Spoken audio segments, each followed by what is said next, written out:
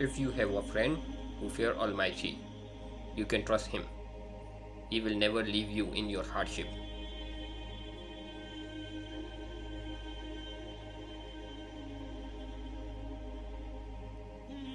If you have a friend in your life who encourage you to practice Islam, then consider yourself blessed.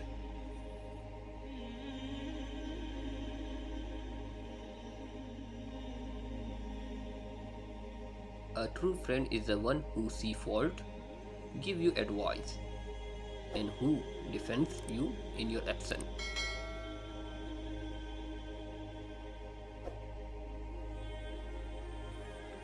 Live amongst people in such manner that if you die, they weep over you, and if you are alive, they crave for your company.